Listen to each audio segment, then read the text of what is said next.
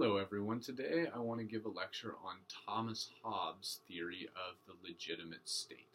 So what Hobbes is trying to do is answer the question, where does the state get its legitimacy? In other words, why does the state or why does the government get to make laws and then enforce them? In essence, tell us what to do and then punish us if we don't listen.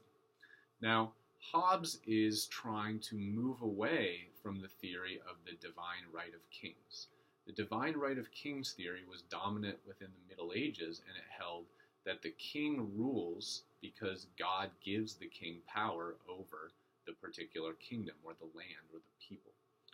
Hobbes wants to make the argument that instead the justification for the state, the right to rule, actually comes from the rational consent of the governed, through the people. And the way Hobbes does this is he engages in a thought experiment. He says, okay, why would we want to form a government in the first place? Why would it be rational for us to want to have a government that could make laws and in essence tell us what to do? The way Hobbes does this is to say, what would things be like without a government? What would things be like in what he calls a state of nature? A world where there are no laws, where there are no institutions, where there are no rules. In Hobbes' view, all human beings are selfish. We're self-interested. We all want to pursue what we think is best for us. At the same time, there's a scarcity of resources. There's not enough stuff to go around for everybody to be able to get what they want. So, in a world without a government, in a world without laws, we would all be in what Hobbes calls a state of war. I would constantly be struggling with you and everyone else for those scarce resources. So, if you were hungry and you had 4 apples that you were saving to eat for dinner, and I needed something, the idea is someone else would come along and they would try to fight for those apples. They would try to steal them from you. You would have to respond with violence to defend yourself and defend your property. And so at the end of the day, we'd have everybody fighting with everybody just for these kind of basic things. There would be no security, there would be no property, and in Hobbes' view, there would be no progress.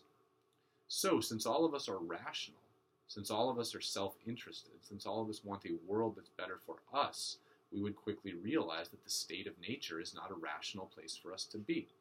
In a constant state of war, I'm not going to be able to have property and have stuff and live the kind of life that I want. So, we need to get out of the state of nature. How do we do that?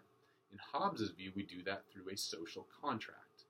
What happens is all of us come together and we all agree to give up our perfect freedom. We all agree to give up our right to do whatever we want. Now notice we all have to do this. If I just voluntarily decide that I'm going to stop stealing from people, but no one else does that, then I've just put myself at an even greater disadvantage. Now everybody is stealing, but I'm not, so I'm not going to fare very well. So all of us need to come together. We all agree to give up our perfect freedom, and we give that freedom up to what Hobbes calls a sovereign, a monarch.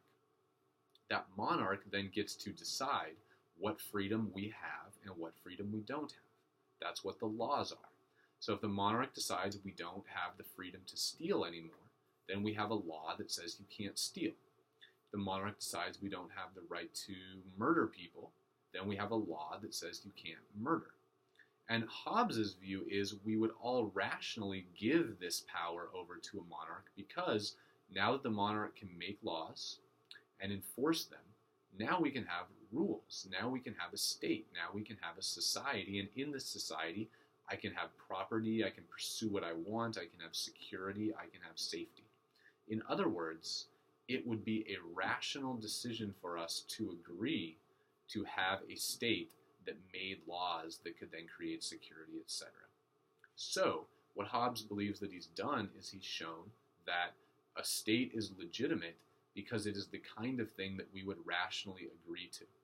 Now, none of us have ever been in the state of nature, but that doesn't matter for Hobbes' argument. The only point is that if it would be a rational decision for us to establish a state, to establish a monarch or a government to get out of the state of nature, then the state is justified.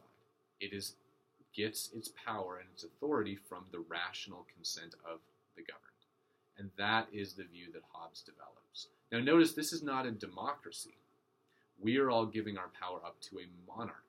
A number of other social contract thinkers like John Locke will argue that instead of giving up our power to a monarch, it makes more sense to give up our freedom to a democratic form of government.